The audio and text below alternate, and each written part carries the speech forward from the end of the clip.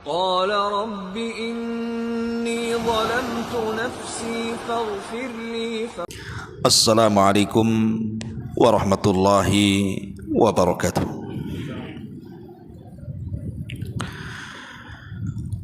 Alhamdulillah, wassalatu wassalamu ala rasulillah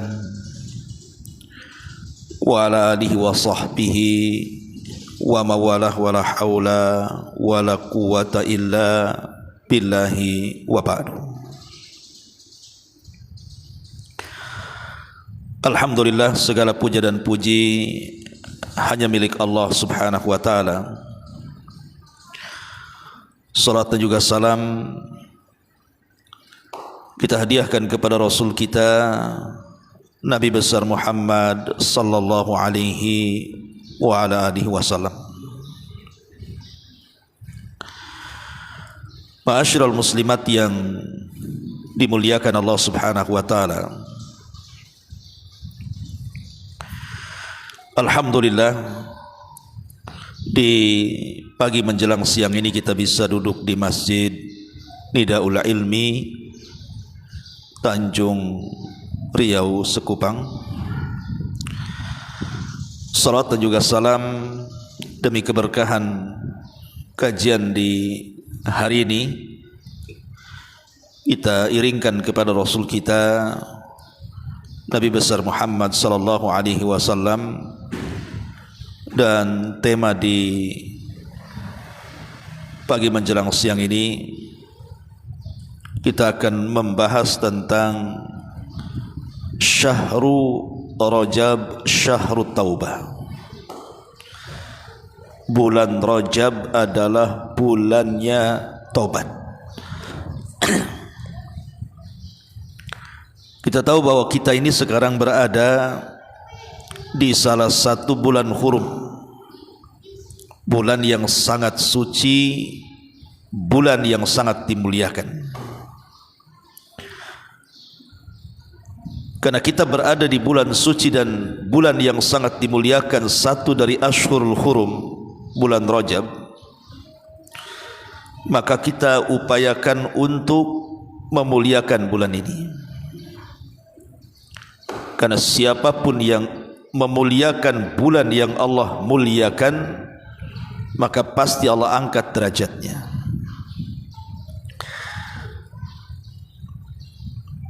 Nah, salah satunya adalah dengan menjadikan bulan Rajab ini sebagai bulan taubat. Karena nanti kita akan menghadapi bulan Sya'ban, bulan di mana amalan-amalan kita diangkat ke langit dalam satu tahun. Kemudian setelah bulan Sya'ban kita akan menghadapi Ramadan, dan itu bulan di mana kita akan memperoleh banyak keutamaan dan keistimewaan di dalamnya. Ma'asyiral muslimat yang dimuliakan Allah subhanahu wa ta'ala, cerita tentang taubat. Taubat ini amalan yang paling dicintai Allah subhanahu wa ta'ala. Karena Allah subhanahu wa ta'ala yang berfirman, innallaha yuhibbut tawwabina wa yuhibbul mutatahhirin. Allah itu suka dengan orang-orang yang bertobat dan suka dengan orang-orang yang bersuci.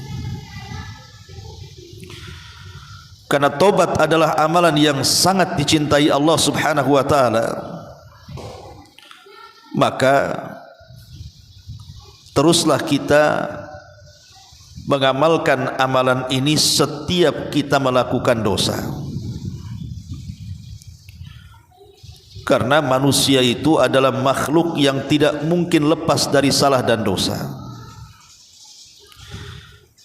Bukan berarti orang baik itu orang yang tidak pernah melakukan dosa, karena tidak mungkin orang itu tidak melakukan dosa.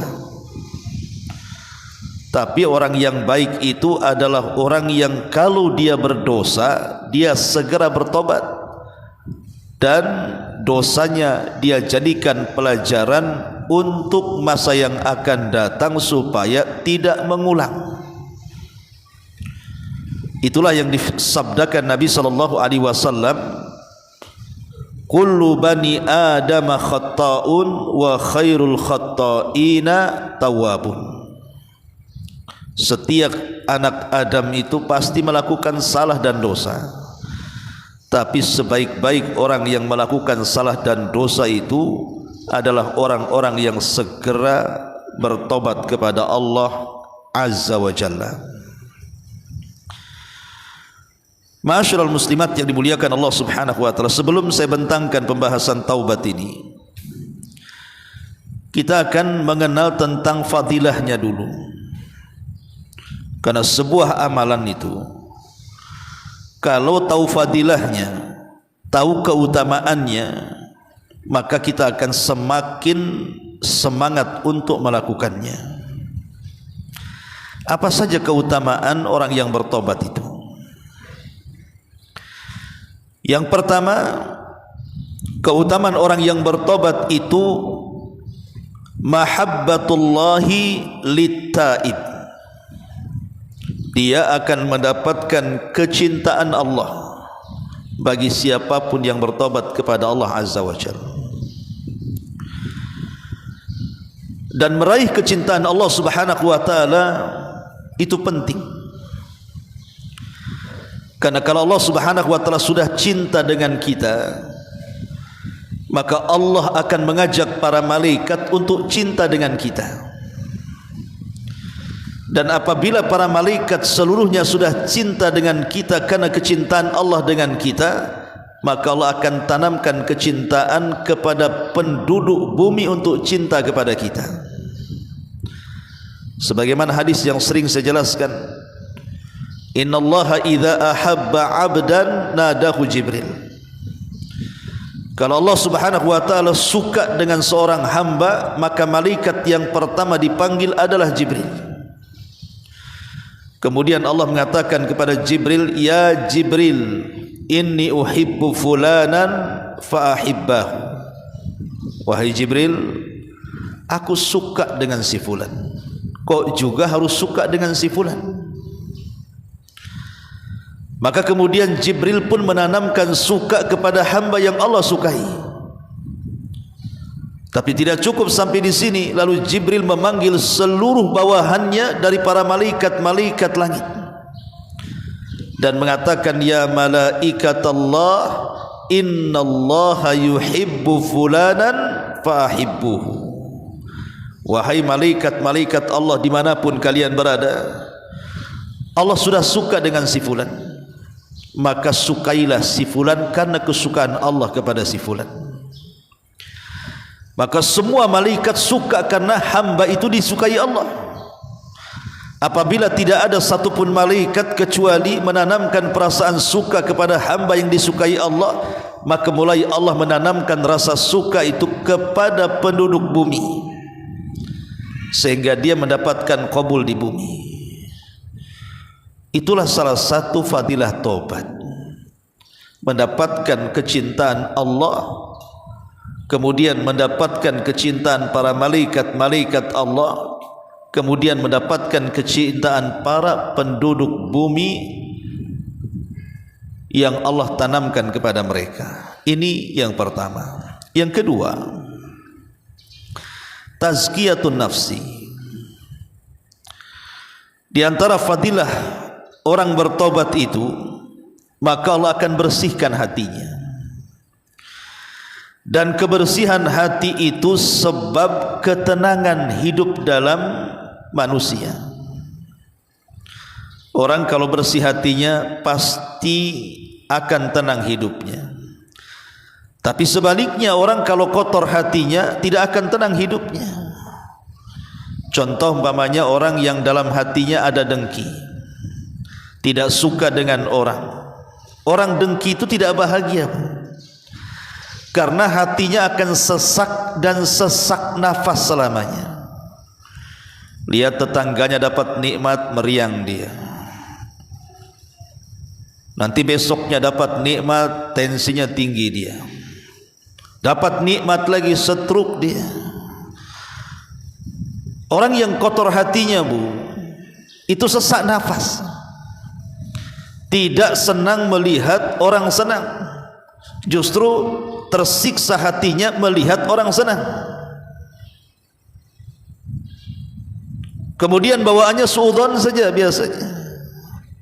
Si Anu tuh kerjaannya suaminya biasa-biasa saja, kok bisa dia bangun rumah, beli kendaraan, dukun mana dia pakai katanya. Mulai suudzon dia, sesak tuh dadanya. Itulah orang-orang yang kotor hatinya, selalu dendam, selalu dengki, selalu hasad, selalu hasud, dan begitu seterusnya. Tetapi orang-orang yang bersih hatinya, bersih dari hasad, bersih dari dengki, bersih dari suudzon, bersih dari penyakit hati, maka tenang hati dia itu. Dan ketenangan hati itu bisa diraih dengan taubat. Ini keutamaan yang kedua. Keutamaan yang ketiga, si'atur rizki. Taubat itu membawa kelapangan rizki. Nabi Nuh alaihi salatu wassalam ketika kaumnya mengalami paceklik selama 40 tahun, sudah mulai kelaparan, ternak-ternak mereka sudah mulai pada mati, kemudian tanah-tanah sudah mulai mengering dan retak, panas kering kelontang, tersiksa kehidupannya. Akhirnya Nabi Nuh mengingatkan kepada mereka untuk taubat. Kata Nuh alaihi salatu wassalam, "Faqultu astaghfiru rabbakum innahu kana ghaffara yursilis samaa'a 'alaikum midrara wa yumdidkum bi amwalin wa banin wa yaj'al lakum jannatin wa yaj'al lakum anhara." Nuh mengatakan kepada kaumnya, beristighfarlah kalian. Ini paceklik sudah lama, 40 tahun menimpa kalian. Istighfar kalian, taubat kalian, minta ampun kalian. Sebab kalau kalian banyak-banyak istighfar, kata Nuh, Allah subhanahu wa ta'ala akan mengirim hujan yang deras kepada kalian. Yursilis sama alaikum midrara. Cukup sampai di sini? Tidak. Wa yumdidkum bi amwalin wa banin. Allah akan limpahkan kepada kalian harta dan keturunan. Cukup sampai di sini? Tidak. Wa yaj'al lakum jannatin wa yaj'al lakum anhara. Allah suburkan ladang kebun dan hutan kalian, dan Allah airi sungai-sungai kalian. Dari sini kita tahu bahwa sebab si'atur rizki, luasnya rizki itu salah satunya dengan cara tobat. Jadi kalau seandainya ibu melihat suami usahanya mulai surut, banyak masalah, mulai kurang omsetnya, cobalah introspeksi. Mungkin ada dosa di situ yang kita belum bertobat. Ini yang ketiga. Kemudian yang keempat, raf'ul bala 'anin nas. Taubat itu bisa mengangkat bala, bisa mengangkat musibah. Lihat para nabi dan rasul, ketika kaumnya disuruh untuk kembali ke dalam tauhid, kembali kepada agama, diingatkan soal taubat, tapi mereka malah menentang nabinya, turun azab kepada mereka. Tapi lihat kaum-kaum para nabi yang mereka kemudian sebelum turun azab mereka bertobat, tak jadi bala turun tuh. Contoh umpamanya kisah kaumnya Nabi Yunus. Nabi Yunus sudah bertahun-tahun berdakwah kepada kaumnya, enggak didengar. Akhirnya Nabi Yunus juga manusia, ada saat-saatnya dia marah. Kemudian Nabi Yunus berdoa kepada Allah subhanahu wa ta'ala agar Allah menurunkan azabnya sebelum 3 hari. Kemudian Nabi Yunus pergi dari kaumnya padahal belum disuruh. Setelah ketidakadaan Nabi Yunus di kaumnya, mulailah kaumnya terasa ada tanda-tanda azab yang mau turun. Hari pertama lewat, hari kedua lewat, hari ketiga nampak tu azab hampir Allah timpakan kepada kaum Nabi Yunus. Tapi tiba-tiba satu kampung beriman. Ketika Nabi Yunus sudah pergi, baru mereka beriman. Setelah kemudian beriman, maka Allah tarik lagi azabnya dan tidak jadi menimpakannya. Itulah tobat, Bu, mengangkat bala. Jadi sebelum bala Allah Subhanahu wa taala turun kepada kita, bertobat. Sebelum datang penyakit dari zina, tobat dari zina. Jangan nunggu datang penyakit baru tobat. Sebelum kemudian seret ekonomi karena banyaknya curang dalam perniagaan, ataupun dikirimkan penguasa-penguasa zalim, atau mungkin dikirimkan paceklik yang berkepanjangan, sebelum itu turun, perbaiki jual belinya. Jangan suka mengurang-urang takaran, mengurang-urang timbangan, curang dalam jualan dan dagangan. Mulai perbaiki muamalahnya. Karena Rasul yang mengatakan, ketika seseorang mengurang-urang takaran dan timbangan, kata Rasul, malam yangkus al-mikyala wal mizan illa ukhidu bis sinin wa syiddatil ma'unati wa jawri sultani alaihim. Ketika sebuah kaum sudah mulai mengurang-urang takaran, timbangan, curang dalam berdagang, kecuali Allah akan kirim kepada mereka paceklik yang berkepanjangan, susahnya ekonomi, dan dikirim penguasa-penguasa zalim kepada kita. Na'udzubillah. Maka sebelum bala itu turun, bertobatlah kepada Allah. Kemudian yang kelima, at-taubatu tajlibur rahatun nafsiyah wat tuma'nina.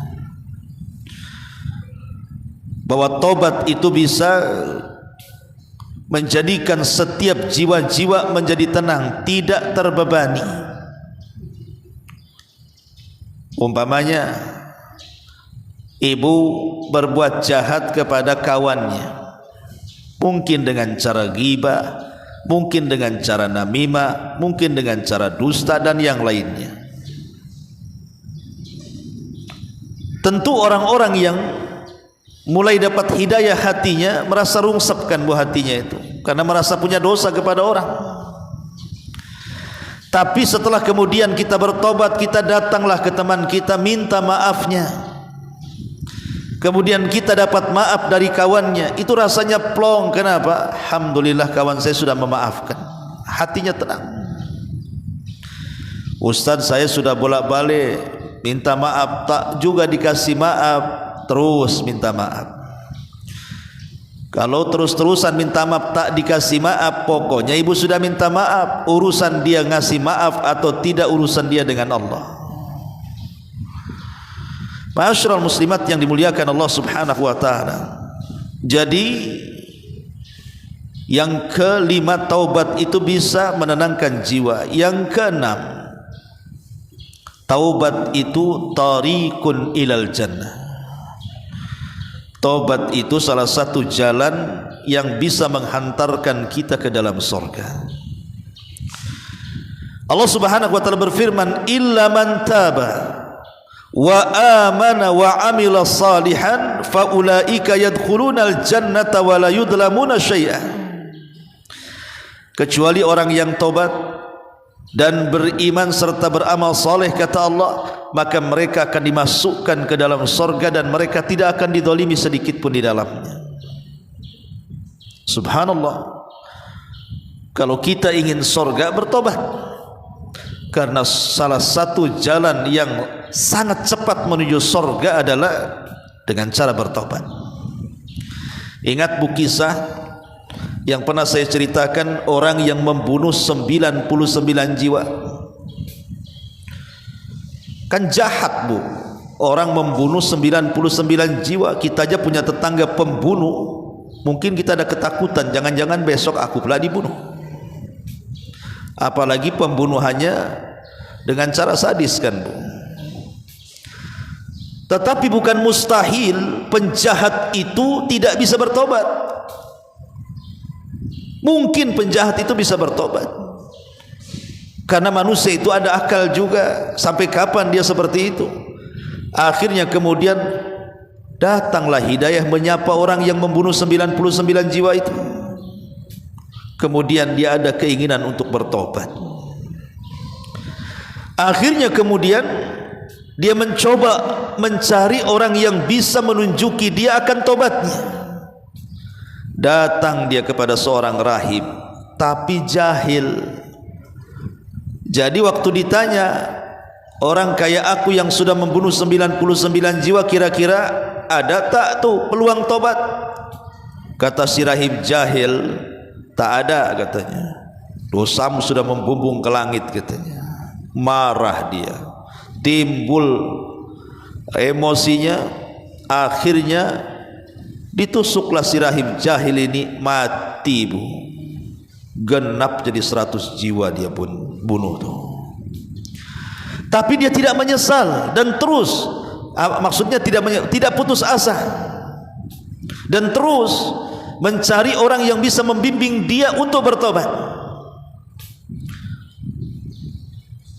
Alhamdulillah dia ketemu dengan seorang rahib tapi alim. Kemudian bertanya, ada enggak cara tobat bagiku yang sudah membunuh 100 jiwa? Kata si rahib alim ini, oh ada, karena dia punya ilmu, dia bisa berikan fatwa. Ada, tapi syaratnya kau datang ke kampung anu, di situ banyak orang soleh, banyak orang alim, belajar kau di situ.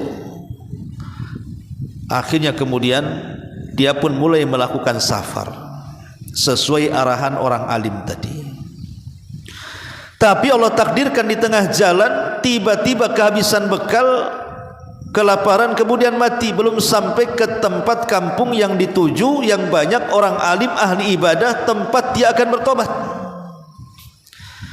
Ketika dia mati, datang malaikat azab dan mengambil rohnya. Karena orang ini pantas masuk neraka karena sudah membunuh 100 jiwa. Sebelum dia bisa menarik, datang pula malaikat rahmat. Kemudian ditariklah ruh ini dan mengatakan, ini ruh milikku, dia pantas masuk surga karena sudah ada keinginan tobat.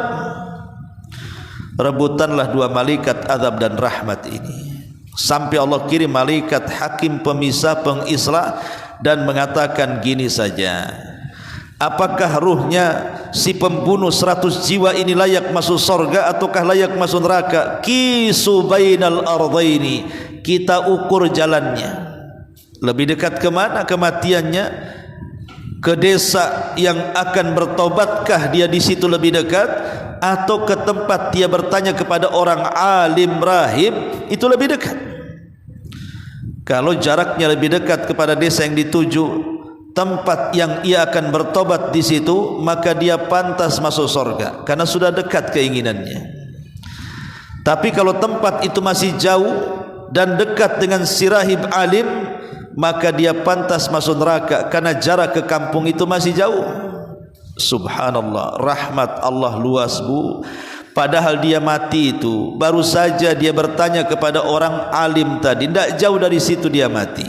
Sementara kampung yang dituju itu masih jauh, tapi Allah lipat buminya, akhirnya lebih dekat ke kampung itu dibandingkan kepada sang rahib alim yang ia tanya. Begitulah rahmat Allah lebih luas dibandingkan murkanya. Akhirnya kata malaikat hakim, dia pantas masuk surga. Lihat, taubat itu menjadikan wasilah masuk ke dalam surga. Ini yang keenam.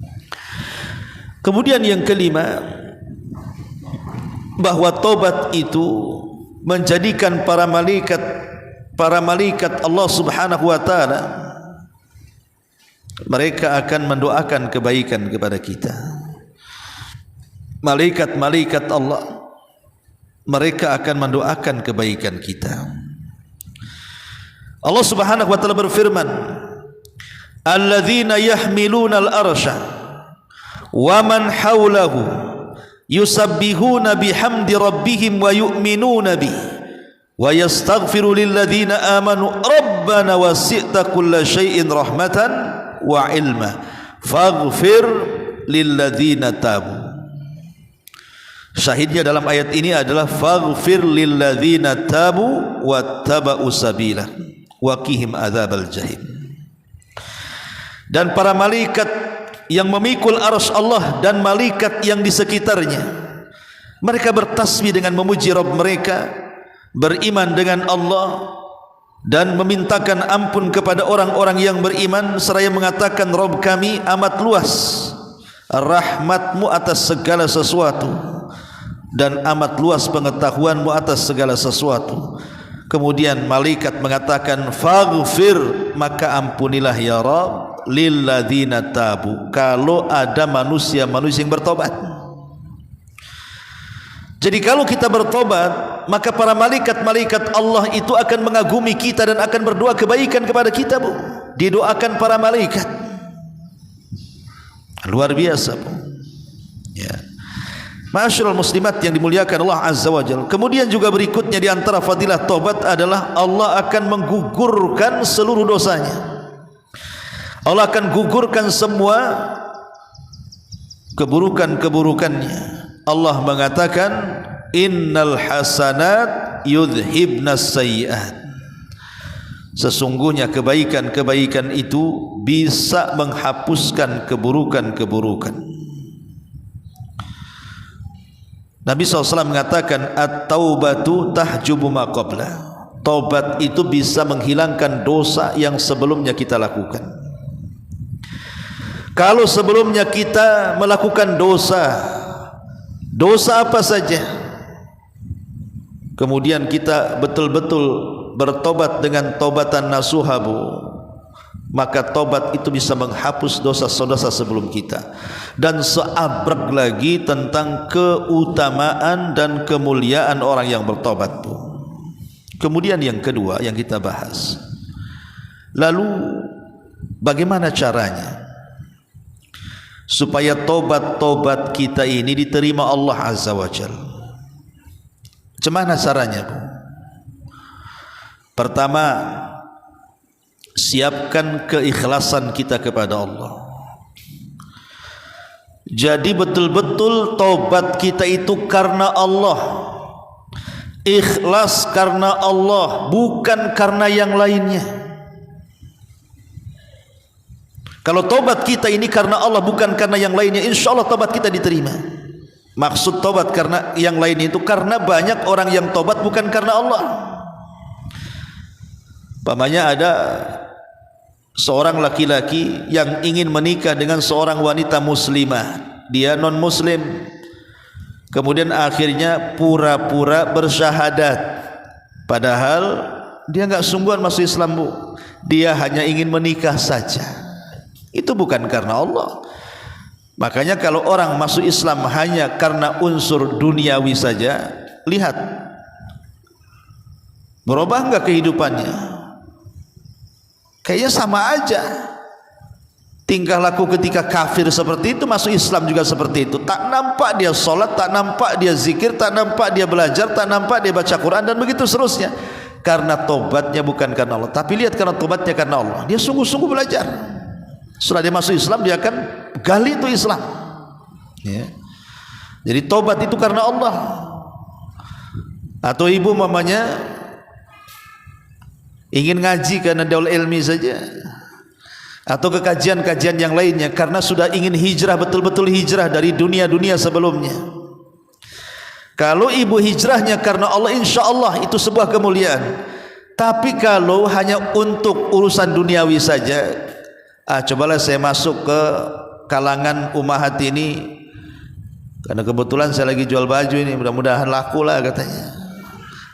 Jadi masuk kajiannya itu, pura-pura hijrahnya itu karena jualan. Nah itu bukan karena ikhlas, bukan karena jualan, karena unsur duniawi itu. Lah ini bukan karena Allah, nggak akan diterima taubatnya, karena ada unsur keduniaan di situ. Jadi ikhlas karena Allah. Yang kedua, an-nadamu ala dzambi. Kalau orang sudah bertobat, nyesel, Bu, nyesel.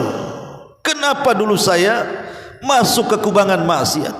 Kenapa dulu saya jadi ahli judi, jadi ahli zina, jadi ahli maksiat, minum khamar, dan begitu seterusnya. Ini mah tidak. Ada orang yang ngaku-ngaku tobat, saya mah sudah puas Ustaz katanya. Sudah puas katanya. Kan ada orang yang tobat ngomong puas tuh. Saya sudah puas Ustaz, dah cukup-cukup katanya. Sekarang tinggal baiknya katanya. Bukan puas. Enggak boleh bilang puas maksiat itu. Bilang saja nyesel, kenapa aku dulu melakukan maksiat. Ini malah ngomong puas. Aku zina sudah Ustaz, aku judi sudah, mabok sudah, mukul orang sudah, bunuh orang sudah, puas aku Ustaz, sudah enggak mau lagi saya. Bukan begitu bahasanya.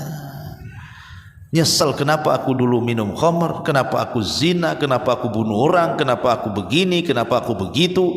Nyesel itu bahasanya. Ya. Dan kalau sudah menyesal, jangan dibuat main-main. Karena tanda penyesalan itu menunjukkan tobatnya sungguhan. Ibu sudah hijrah. Karena biasa sebelumnya ibu suka gibah dengan kawan-kawannya. Bahkan seminggu sekali ada kumpulan gibah. Sudah ngaji tahu dosa gibah, tak mau. Ayo Bu, kita berangkat gibah lagi. Gak mau kata ibu. Ya udah kita ongkosi. Kalau ongkosi tak tahulah. Nah ini kan repot Bu ya. Mau gibah kalau diongkosi. Enak loh di sana sekarang. Dulu gibah kita tak makan-makan, sekarang ada makan-makannya loh.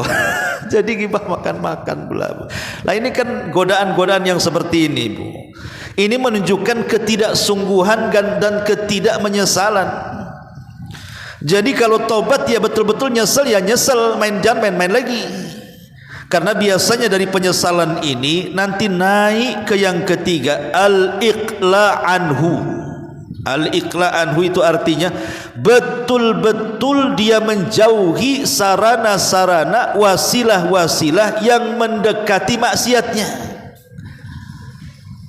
Datang kawannya yang masih maksiat, datang ke tempat ibu nampak dari jendela, nggak beres dia, pasti datang mau ngajak gibah lagi. Langsung ibu kunci dari luar, nggak peduli ya. Karena kalau ibu masih berjamaah dengan orang yang tukang gibah, nanti gibah lagi.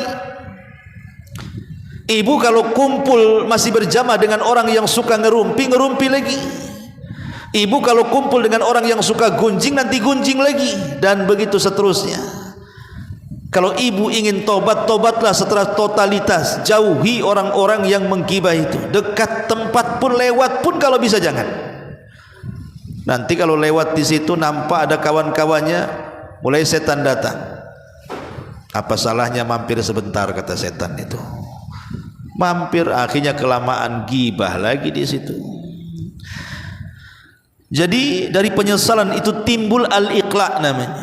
Betul-betul dia menjauh. Ya. Jangan kemudian setelah dia berusaha menjauh, tak sungguh-sungguh lagi tobatnya tuh. Aku tobat dari khamar katanya. 2 minggu tak minum khamar, pusing kepala. Karena pusing kepala akhirnya nyoba lagi. Tobat dari narkoba. Sudah berusaha, udah kena karantina 6 bulan. Udah tobat dia di karantina itu. Kemudian dia keluar dari karantina, pusing lagi kepala. Ini bukan tobat namanya. Ya. Itu kata istilah orang dulu itu tobat sambal Bu. Tobat sambal Bu. Ibu kalau habis makan sambal, habis itu mencret kan Bu, tobat aku katanya. Nanti seminggu lagi nyari lagi tuh sambal tuh, mana sambal katanya. Padahal minggu kemarin mencret tuh, bolak-balik masuk dokter kan Bu. Lah itu namanya tomat, habis tobat kumat tuh ya kayak gitu tuh Bu. Itu enggak sungguhan itu. Ya. Kemudian juga dari yang ketiga masuk ke yang keempat, al-azmu ala alla ya'ud. Punya azam, punya keinginan kuat agar jangan kembali. Agar jangan kembali. Sebagaimana Rasul mengatakan, wa an yakrahu an ya'uda fil kufri kama yakrahu an yuqdafa finnar. Dia benci kembali kepada kekufuran, dia benci kembali kepada kemaksiatan sebagaimana bencinya dia dilempar ke dalam api neraka. Jadi kalau sudah tobat, dia tidak akan kembali dan akan benci dengan kemaksiatan itu seperti dia bencinya kalau dia dilempar ke dalam api neraka, kata Nabi. Jadi nengok botol saja padahal kosong bu, tapi itu mungkin botol minuman keras, bencinya naudzubillah, maunya dilempar aja botol itu. Ngapain botol ini di sini katanya. Nengok majalah-majalah Parno dan begitu seterusnya, benci dia. Nanti saya tergoda lagi, akhirnya dibakar majalah itu. Dan begitu seterusnya. Ya. Ma'asyiral muslimat yang dimuliakan Allah Azza wa Jalla. Kemudian yang kelima, antakuna taubatu qabla ghalqil abwabi. Lakukan tobat itu sebelum pintu-pintunya ditutup. Sebab kalau seandainya nyawa sudah sampai di tenggorokan, matahari sudah terbit dari barat, maka ketika itu sudah tidak ada kesempatan untuk tobat. Sebagaimana Allah Subhanahu wa taala mengatakan, la yanfa'u nafsun imanuha lam takun amanat min qablu aw kasabat fi imaniha khaira. Bahwa ada satu hari di mana iman seseorang itu tidak akan manfaat lagi. Kapan itu? Ulama tafsir mengatakan ketika matahari terbit dari arah barat. Ketika terbit matahari di arah barat, walaupun penyembah berhala melempar berhalanya, walaupun penyembah setan dia berlepas diri dari setannya, tetap tidak akan diterima tobatnya. Kenapa? Karena matahari sudah terbit dari barat. Begitu juga napas di tenggorokan, seperti Firaun, dia berteriak-teriak di tengah lautan dan mengatakan amantu bi rabbi Musa wa Harun, aku beriman dengan Rabbnya Musa dan Harun. Amantu bima amanat bihi banu Israel, aku beriman dengan apa yang diimani Bani Israel. Diterima tobatnya si Firaun? Tidak, disumpal mulutnya oleh Jibril. Tidak diterima. Kenapa? Karena nyawa sudah di tenggorokan. Kalau sudah nyawa di tenggorokan itu tidak akan bisa bertobat. Jangan kemudian kita ini tobat ketika jantung sudah dipasangi dengan oksigen, suara sudah krak-krok dan mau mati. Mana dia mau tobat? Maka sebelum nyawa di tenggorokan itu, Allah mengatakan, kul ya ibadiyalladzina asrafu ala anfusihim la taqnatu min rahmatillah innallaha yaghfiru dzunuba jami'a innahu huwal ghafurur rahim. Katakan ya Muhammad, wahai hamba-hambaku, orang-orang yang mereka melampaui batas terhadap diri mereka, jangan putus asa dari rahmat Allah. Bertobat, karena Allah itu mengampuni dosa seluruhnya, dan dia maha pengampun lagi maha pengasih. Dia Allah maha pengampun lagi maha pengasih. Kalau kita tahu Allah maha pengampun, artinya Allah akan mengampuni dosa-dosa hambanya.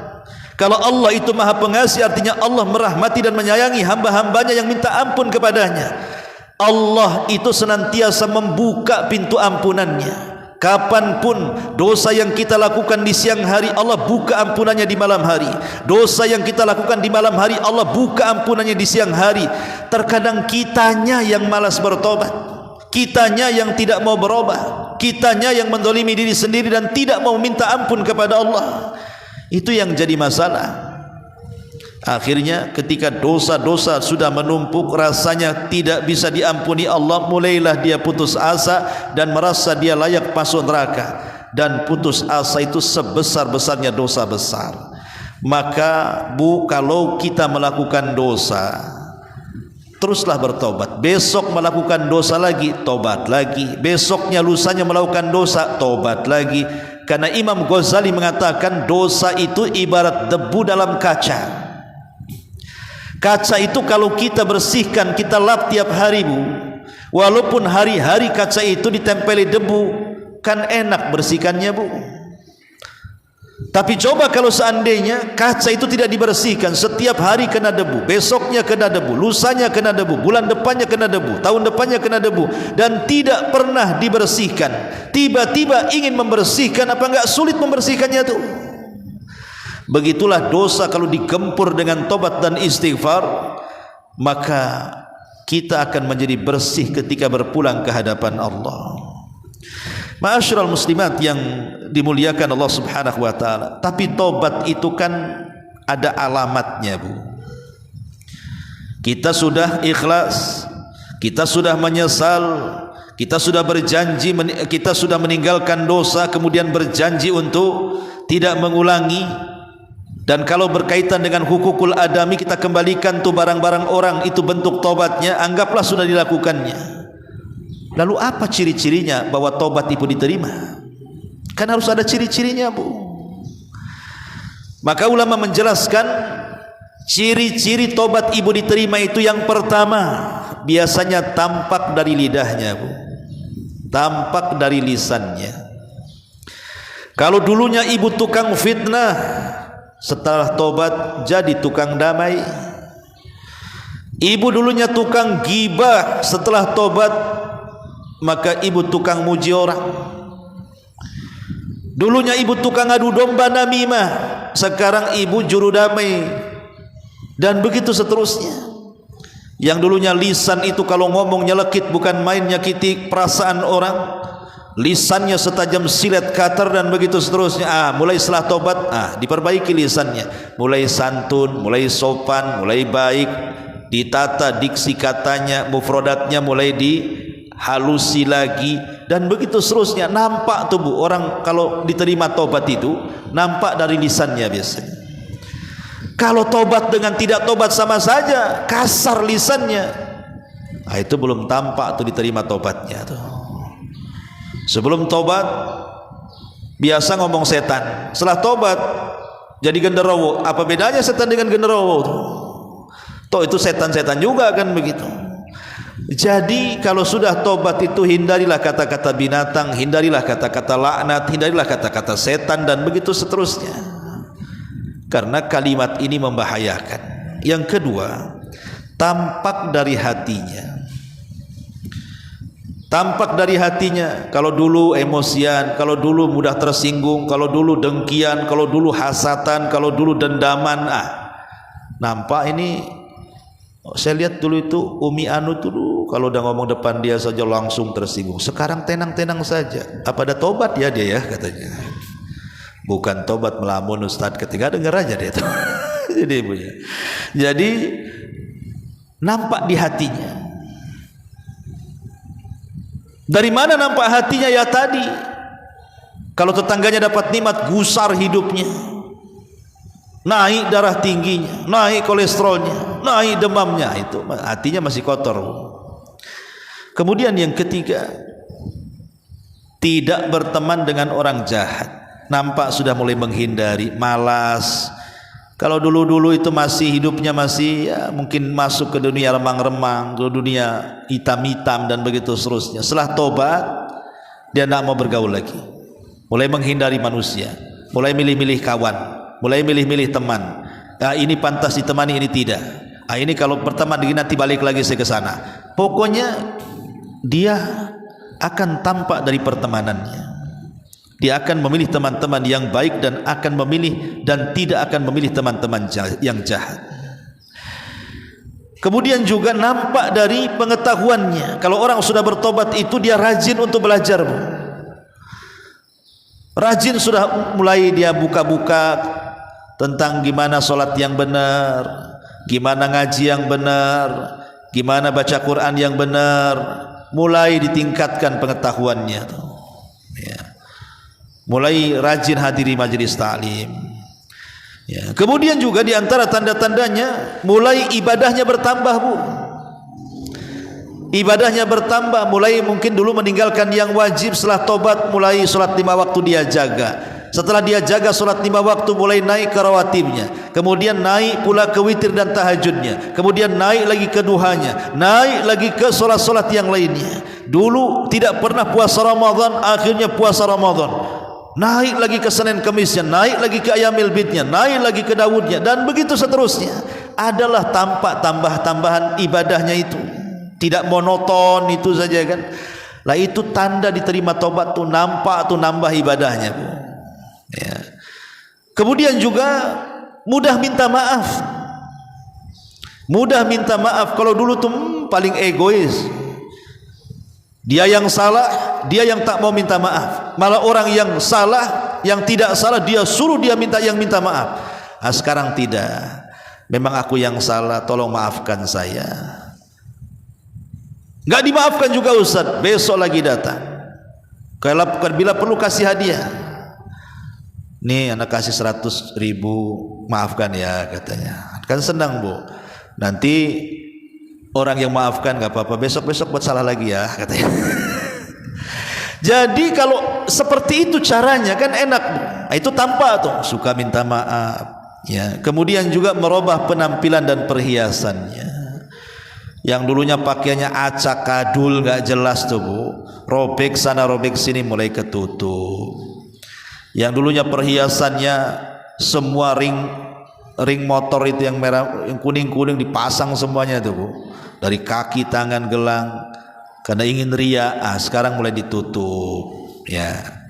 Iya, ibu punya perhiasan tahu, tapi kan nampak di balik jilbab. Jangan pula dilobangi dekat telinganya biar orang tahu kan gitu. Jadi mulai dari pakaian perhiasan itu sudah mau tampak dia tuh. Dari tutur katanya, dari perbuatannya, dari pakaian, dari perhiasannya, nampak ada perubahan tuh. Dulu nak pernah pakai jilbab gombrang, jilbab layangan, sekali kena angin terbang. Sekarang mulailah jilbabnya besar, betul-betul menutup aurat kan. Itulah bagian daripada tobat. Ya. Bagian daripada tobat. Kemudian yang seterusnya, hidupnya semakin baik. Tidak banyak mengeluh, menerima apa adanya, yakin dengan takdir Allah. Itu sudah mulai tobat tuh. Tapi kalau hidupnya masih mengeluh, tidak yakin dengan takdir gitu ya, tidak qanaah, tidak zuhud, itu belum tobat tuh namanya tuh. Jadi nampak tuh dari qanaahnya itu. Ini juga bagian daripada ciri alamat-alamat tobat, di mana tobat itu akan diterima oleh Allah Subhanahu wa taala. Ya. Apalagi Bu, kemudian di antara tanda-tanda diterima tobat itu, maka ada kecerahan dalam wajahnya, tidak suka murung. Karena dosa itu menjadikan hati hitam, dan hitamnya hati itu nampak di mukanya. Tapi orang yang sudah bertobat, diterima tobatnya, nampak cerah hidupnya itu, senyum-senyum, ketawa-ketawa, pokoknya sumringah kehidupannya itu. Allah buat cerah seperti itu, seolah nggak ada beban dalam kehidupannya. Tapi kalau masih mengerengut, ketemu dia ngerengut lagi, ketemu dia ngeluh lagi. Apalagi kita yang nengok was-was, kalau ketemu dia pasti mau pinjam uang nih katanya. Lah kalau kayak gini nih, kalau muka dia tidak cerah, suram terus, itu tanda-tanda tobatnya masalah tuh. Karena tanda tobat diterima itu kata para ulama, itu nampak di wajahnya. Karena dari kebersihan, kebeningan hati itu tertampak di wajahnya ya. Dan banyak lagi yang dijelaskan ya, terutama insyirahus sadri, kelapangan dada, yang membuat segala urusannya mudah untuk diuraikannya.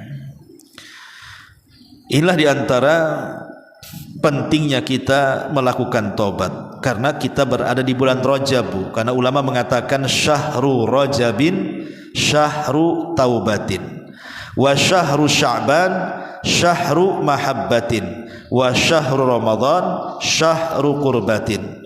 Bulan Rajab itu bulan tobat, bulan Sya'ban itu bulan mahabbah Allah, dan bulan Ramadan itu qurbah, kedekatan kita dengan Allah Azza wa Jalla. Kalau kita tidak bertobat di bulan Rajab, maka kita tidak akan dicintai di bulan Sya'ban. Kalau kita tidak dicintai di bulan Sya'ban, maka kita tidak akan dekat dengan Allah di bulan Ramadan. Karena Sya'ban itu bulan menanam, Rajab itu bulan menanam, Sya'ban itu bulan mengairi, dan Ramadan itu bulan memetik dan memanen.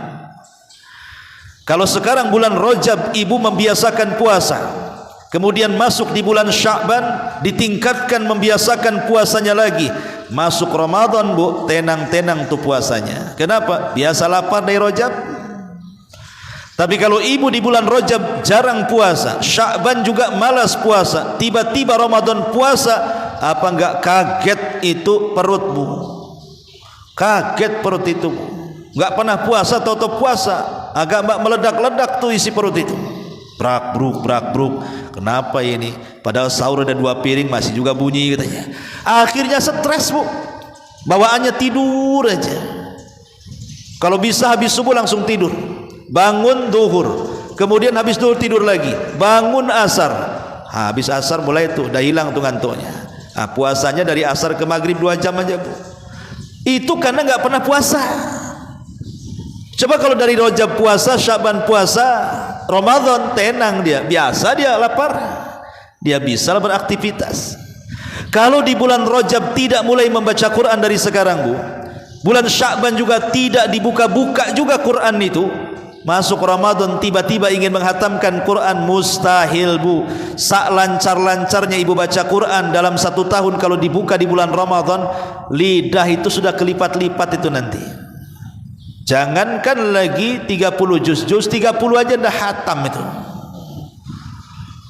Kalau di bulan Rajab ini ibu tidak biasakan qiyamul lail, sampai bulan Sya'ban juga sama, tiba-tiba bulan Ramadan ikut tarawih, imamnya 1 juz.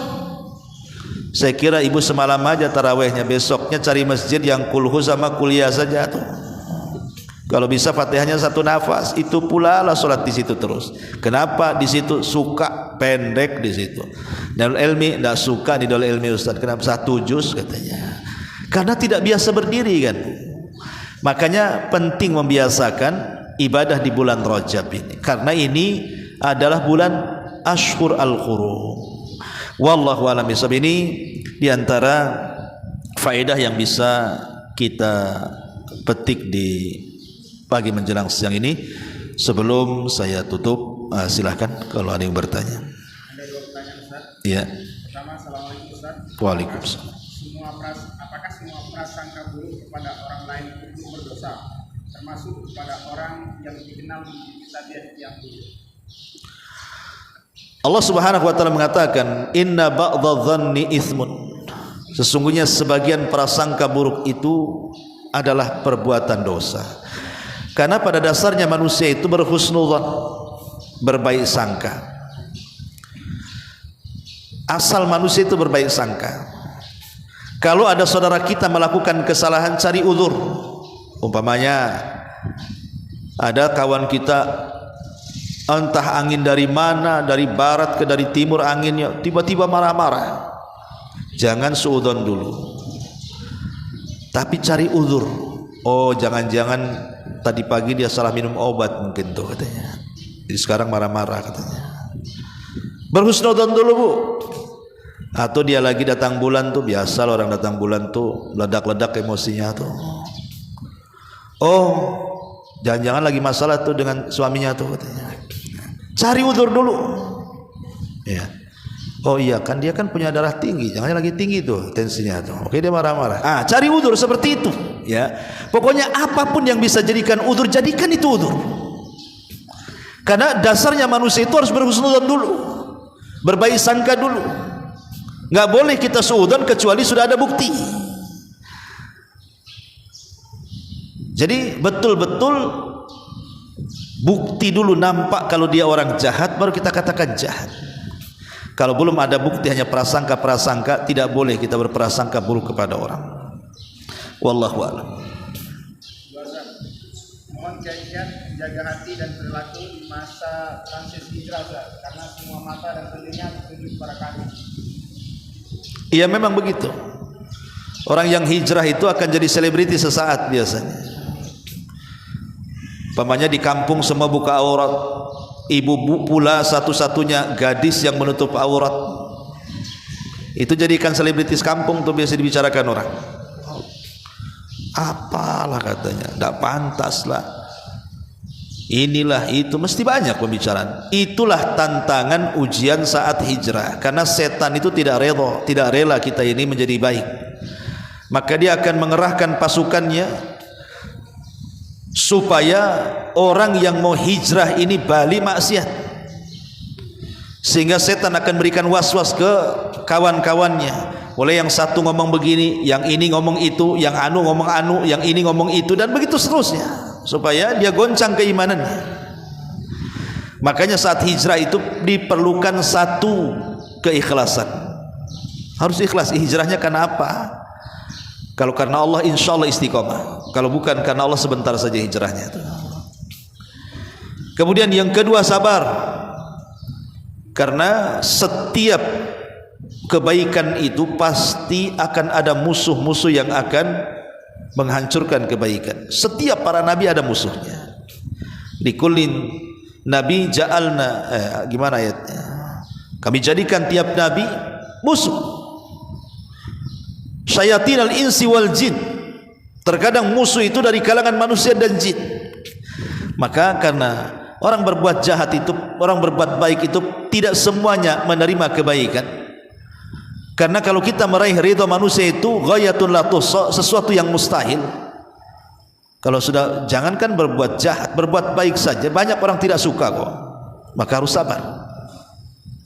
Kemudian yang ketiga, berkawan dengan orang-orang yang beristiqomah, berkawan dengan orang-orang soleh, supaya adalah tempat sharing di situ. Tapi kalau hidup sendirian tidak ada kawan, stres nanti. Ya. Kemudian cari kajian-kajian, karena terkadang kita ini di dunia lebih mementingkan penyakit badan dibandingkan penyakit rohani. Harusnya kita harus lebih menyembuhkan penyakit rohani dibandingkan penyakit jasmani, kan? Karena penyakit jasmani itu tidak menyebabkan orang masuk neraka, Bu. Penyakit jasmani itu tidak menyebabkan orang masuk neraka. Apa ada orang masuk neraka kemudian ditanya, kenapa kau masuk neraka? Gara-gara kanker, ya Allah. Kanker itu tidak menjadikan orang masuk neraka, Bu. Kamu kenapa masuk neraka? Gara-gara kudis, ya Allah. Kudis lo nggak bisa orang masuk neraka gara-gara kudis tuh. Ya. Penyakit badan itu lo nggak bisa orang masukkan orang ke neraka itu. Yang memasukkan orang ke neraka itu penyakit hati, Bu. Hasad, dengki, iri, dendam. Itulah yang memasukkan orang ke neraka tuh. Tapi banyak orang yang kemudian lebih memperhatikan mengobati penyakit badan dibandingkan mengobati penyakit hati. Sakit kepala sedikit saja langsung minum bodrek. Meriang sedikit saja langsung beli antangin. Ada sedikit-sedikit geras-geras langsung ke dokter, langsung. Tapi ketika hati mulai dengki, tidak berusaha diobati. Janganlah. Ini enggak benar, ini suudzon ini. Enggak ada, di pupuknya tuh dengki itu. Nah, makanya penting hadir di majelis taklim seperti ini penting supaya ada yang nasihati, Bu. Kalau orang tidak pernah hadir di majelis taklim, tidak ada yang nasihati. Ustaz, cukup saya tengok di YouTube. Iya betul. Ngaji lewat YouTube itu bukan tidak bagus, itu menambah wawasan. Tapi lebih bagus lagi hadir di majelis taklim. Karena di situ malaikat sedang turun mengepakkan sayapnya memintakan ampun dosa kita. Kemudian kita ini datang ke majelis taklim bawa dosa, pulang hilang dosa. Di situ lagi punya pengetahuan dan ilmu, banyaklah keutamaannya. Maka siramilah ruh dengan cara memenuhinya dengan ilmu, hadir di majelis taklim. Insyaallah, ya. Kalau kita berdoa kepada Allah, berkawan dengan orang-orang soleh, ikhlaskan niat karena Allah, kemudian bersihkan hati, hadir di majelis ilmu, insyaallah akan istiqomah. Insyaallah, sebagaimana Rasul mengatakan kepada seorang sahabat, namanya sahabat Ghasilul Malaika Handalah. Dia mengatakan, walakin ya Handalata sa'atan sa'ah. Akan tapi wahai Handalah, kalau engkau ingin supaya tidak futur, sekali-kali kau sibuk dengan dunia, sekali-kali kau sibuk dengan akhirat. Jangan sibuk dengan dunia terus akhirat boleh tinggalkan, ya futur nantinya. Boleh sekali-kali kita ini sibuk dengan dunia, tapi luangkan waktu juga sibuk dengan akhirat, supaya jangan futur. Sekali-kali dalam seminggu itu adalah majelis-majelis ilmu yang kita hadiri di situ, supaya jangan futur. Tetapi kalau seandainya Allah takdirkan kita futur, maka jangan kefuturan itu kita lampiaskan kepada maksiat. Itu saja. Subhanaka bihamdika asyhadu an la ilaha illa anta astaghfiruka wa atubu ilaik. Allahu taala alam. Assalamualaikum warahmatullahi wabarakatuh.